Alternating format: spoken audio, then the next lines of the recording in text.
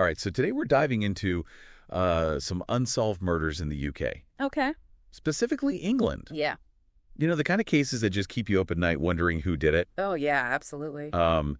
We've got a bunch of sources here like Wikipedia and even a BBC article Wow. and a list from top tens, and they all kind of point to this one really creepy fact.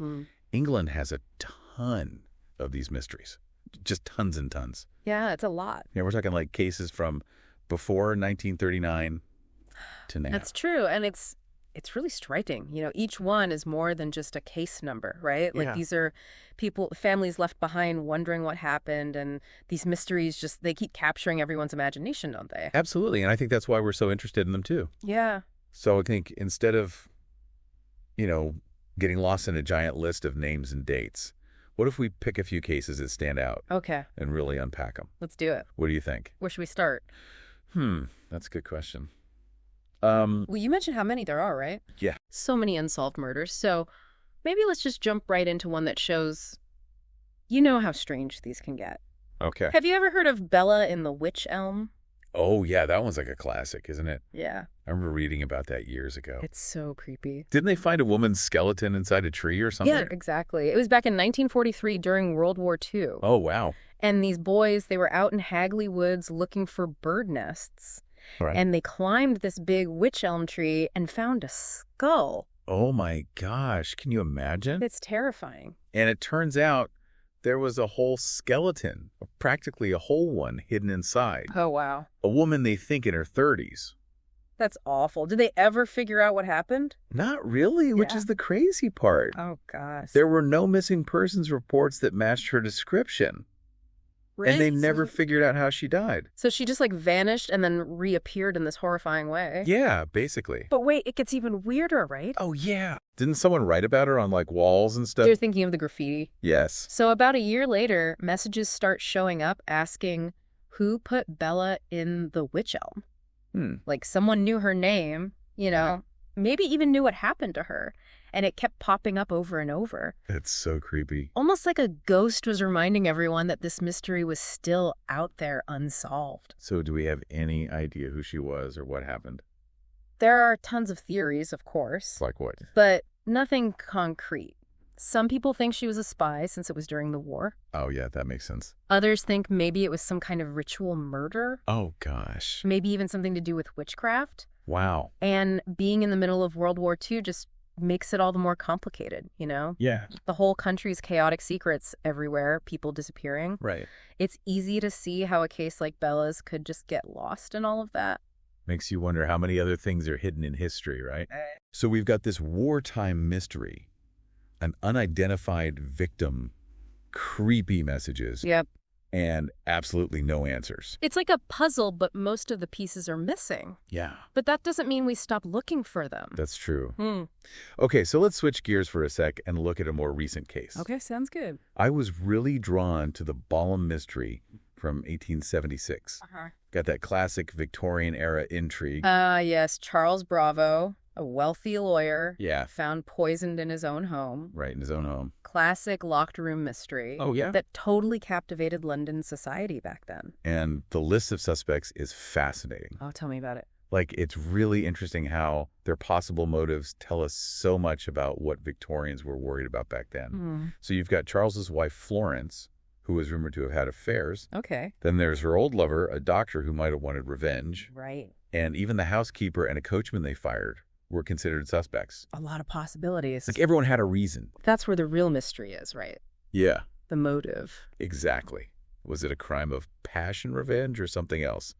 Completely. Oh, knows. It really makes you think about how all those societal rules and personal relationships could come crashing together Yeah. and lead to a crime that stays unsolved for over a century. It's a good reminder that even in those times, when everything seems so civilized, Right? there was still darkness hiding underneath. Totally. Where? And speaking of darkness hiding underneath, Yeah. you know what case immediately jumped out at me? What's that? The Hoxton Horror from 1888. Oh, yeah. It happened right around when Jack the Ripper was terrorizing London. Oh, wow. Yeah, that one was gruesome. Gruesome, is an understatement. The level of violence was just shocking. I know, and it makes you wonder if it got overshadowed by the Ripper. Yeah, maybe. Like maybe people weren't able to properly investigate it because of all the Ripper stuff going on. That's possible. So, the victim, Sarah Squires, she was found brutally murdered in her home. But here's what I find really interesting. Someone said they saw a man at her door. Okay.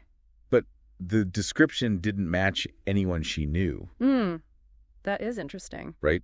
Was this mystery man the killer? Ooh. Or just someone who happened to be there? Yeah. We may never know. It's like a glimpse into a hidden moment, right? Yeah. A potential clue that could unlock the whole thing. But it's just out of reach, lost to time. Yeah, that's frustrating. It really is. But that's the nature of these unsolved mysteries, isn't it? Yeah, I guess so. We're always searching for those missing pieces. And sometimes we find them and sometimes we don't. Exactly. But the search itself is kind of what keeps us going. I think you're right about that. Well, we've got a lot more cases to unpack, so let's keep going. Lead the way. All right. Up next, we're going to be talking about... Okay. I'll be right back after a quick break.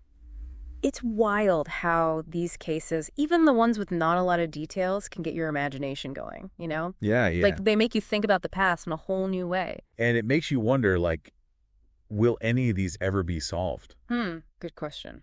Like, think about the case of Mary Flanagan. Okay, yeah. It goes all the way back to 1959. Wow. It's actually considered Scotland Yard's oldest missing person case. Oh, wow. I didn't know that. That's a long time. It is, and it really shows how hard it is for investigators when someone just disappears. Yeah, like, is it a runaway situation or did something bad happen? Right, exactly. So Mary, she was only 16 when she vanished. 16, wow. Yeah, New Year's Eve, she was heading to a party at her work. Okay. And the sources say she'd been skipping work for weeks before that. Interesting. Which maybe makes you think she planned to disappear. Yeah, could be. But here's the thing, she never contacted her family again. Oh, that's strange. And that's what makes it so weird. Yeah, if she ran away, why wouldn't she talk to her family at some point? Right. Like, was something stopping her? Or is there something more sinister going on that we just don't know about? It's hard to say. It just leaves so many loose ends. And for the family, it must be agonizing not knowing. Oh, absolutely. And you know, Mary's case is not the only one like this. Right. Your research mentioned a lot of missing persons cases that are now being looked at as maybe murders. Oh, wow. It's a reminder that these mysteries can play out over years and years. Decades even. Exactly. Okay, so let's go back in time again for a bit. Okay, sounds good. This next case is really interesting because it shows us England way back in the 1500s. Oh, wow, okay. The murder of Robert Packington in 1536. Okay. This is a big deal historically Okay. because it might be London's first murder with a handgun. Oh, wow. It really shows how these unsolved crimes can be like windows into the past, you know? I see what you mean. They tell us about social norms, technology, Yeah, right. even how criminal behavior changes over time. So back then, handguns were pretty new and dangerous. Yeah, they were. And finding Robert Packington, who was a wealthy merchant, shot to death, yeah. that must have been shocking. Oh, absolutely. Imagine the fear back then. I bet everyone was terrified. Right? Like this ripple effect through history, and we're still feeling those echoes today. Wow, that's a good way to put it. As we try to figure out what happened. And they didn't have the tools we have today, like forensics. Nope. So it makes sense that it's still unsolved. Right? The sources don't really say much about suspects or motives either. Which just adds to the mystery. Yeah, but you know, that lack of information tells us something too. What do you mean? It shows how limited historical investigations could be. I see. Like how hard it is to find the truth after so much time has passed. That's true. You know, going through all these cases, it's making me realize. What's that? We often focus on the big sensational murders. Right, the ones everyone knows about. The ones that make headlines and end up in documentaries. Yeah, makes sense. But your research shows there are so many lesser-known cases, too. Ones that maybe didn't make the news. Right. But are just as tragic, especially for the families involved. You're absolutely right. Each unsolved murder, no matter how famous it is, it's a huge loss, and it causes so much pain for everyone connected to the victim. And one case that really stuck with me was the murder of Elizabeth McCabe in 1980. Oh, yeah. What happened? She was this young woman, a trainee nursery nurse, only 20 years old. Oh, wow, so young. I know. And she was murdered after leaving a nightclub in Dundee. That's awful. It's heartbreaking, and it reminds us how vulnerable young people can be. Yeah. And how these crimes can just devastate families and whole communities. You really can. And sadly, Elizabeth's case is just one of many unsolved murders of young women from that time. That's true. The sources mentioned a few others like Carol Lannon, also from Dundee, murdered in 1979. It makes you think, could there be a connection, maybe a pattern, or even a serial killer that they missed back then? It's possible. And it shows how important it is to look at these cold cases again with fresh eyes. Yeah. And use all the new investigative techniques we have now. It's like a little bit of hope, right? Yeah. That maybe with DNA analysis and things like that, we can find some answers and some closure for the families who've been waiting for so long. I hope so. Technology can play a big part, but we can't forget about the human side of these investigations either. Yeah. The detectives working tirelessly, the forensic experts, the families keeping the memory of their loved ones alive. That's a good point. And speaking of families searching for answers, let's talk about the case of Harry and Meghan Tewes. Okay. A couple in their 60s brutally murdered in their farmhouse in 1993. Oh, gosh, that one was chillin'. Yeah, the level of violence was just horrific. They were shot at point-blank range, right? Yes, and I can't even imagine what that crime scene must have been like. Awful. It's the kind of thing that just shakes the whole community. Yeah. Everyone feels vulnerable and starts to worry about their own safety. Exactly. And initially, their daughter's boyfriend, Jonathan Jones, was actually convicted. He was. But then his conviction was overturned. Oh, wow. So the case is wide open again. And even with new investigations, it's still unsolved. That's right. The sources mention some people think it might be connected to John Cooper. Oh, who's that? He was a notorious serial killer known as the Gloucestershire Ripper. Oh, gosh. He was active in that area. So maybe he was involved with the Tewes murders, too. It's a theory that's gaining some traction, especially since Cooper's been linked to other unsolved crimes. Wow. But for now, the Tewes murders are still a big mystery. A haunting reminder that bad things can happen even in places that seem peaceful. You're right. As we've been talking about all these cases, I've been thinking about how they all have this theme of families left behind, struggling with the unknown, desperately searching for answers. It's heartbreaking. It makes you think about how an unsolved murder affects so many people. It's not just about the victim. Right. It leaves this huge wound on families and communities. And that's why even after decades, these cases still matter. They do. They remind us that life is fragile, that people can do terrible things, and that we still need justice and understanding. It's amazing, isn't it, how these cases, some from like hundreds of years ago, can still grab our attention? It really is. And make us question everything we thought we knew about the past. Totally.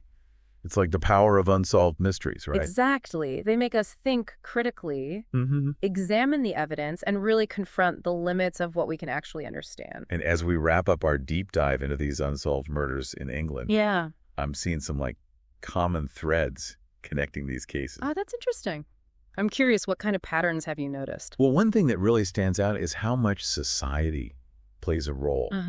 Like we saw how World War II kind of shaped the whole mystery around Bella and the Wych Elm. Right. And then Victorian society, with all their worries about cheating and social class, that totally influenced how they investigated the Ballin mystery. You're right. Unsolved murders are often like a reflection Yeah. of the time period they happened in. Exactly. And another thing is how investigative techniques have changed over time. Oh, yeah, for sure. Like, think about the Robert Packington case from the 1500s. Okay. They didn't have modern forensics back then. Nope. So it's no surprise they couldn't solve a murder with a handgun, which was new technology at the time. Makes you wonder how many old cases could be solved now with DNA and all that. Right. It's so cool to think about how technology might crack some of these cold cases. Yeah. But it also shows that human intuition and good old-fashioned detective work are still important. Oh, absolutely. Technology can give you clues, but it's still up to the investigators to put the pieces together, figure out motives, connect the dots. And it's that human element that makes these cases so fascinating. Yeah. We're drawn to the stories, the mystery, the people searching for justice. It's true, but that human element can also mess things up sometimes. What do you mean? Well, witnesses can get things wrong. Yeah. Memories, evidence gets lost or misinterpreted. It's a good reminder that even with all the tools we have now, solving murders is still really hard. And sometimes impossible. Yeah, sadly. And that's why we have to keep learning from these unsolved cases, keep getting better at investigations, and work towards a justice system that brings closure to the people affected by these crimes. And speaking of the people affected, I keep thinking about the families left behind. Yeah, me too. They're dealing with unanswered questions, wanting justice. Right. And just this constant pain of not knowing. It's a heavy burden to carry every single day. It is. And it reminds us that these cases are more than just puzzles to solve. Exactly. They're real lives, real losses, and real pain that just keeps going. I think about Mary Flanagan's family, waiting for over 60 years to find out what happened to her. It's heartbreaking. And the families of Elizabeth McCabe and Carol Lannon still hoping for justice after all this time. Their stories and so many others show us that behind every unsolved murder, there's a real human tragedy. And even though we might never have all the answers, it's so important to remember their pain, remember the victims, and support the families still looking for the truth. You know, as we wrap up, I keep coming back to one thing. What's that? The fact that mystery itself just draws us in. Yeah. These cases, even the ones from centuries ago, they still captivate us, make us curious, make us question what we know about the world and ourselves. You said that perfectly. It's like they remind us that life is a mystery, too. Yeah, and that we're all just trying to figure things out. I like that. And sometimes the journey of trying to find answers is just as important as the answers themselves. That's a good point. So to everyone listening out there, keep exploring, keep asking questions, and never lose that fascination with the unexplained. Because you never know what you might find. And maybe one day you'll be the one to shed light on a case that's baffled everyone for years. That would be amazing. Until then, keep digging, and we'll see you next time for another deep dive. Sounds good.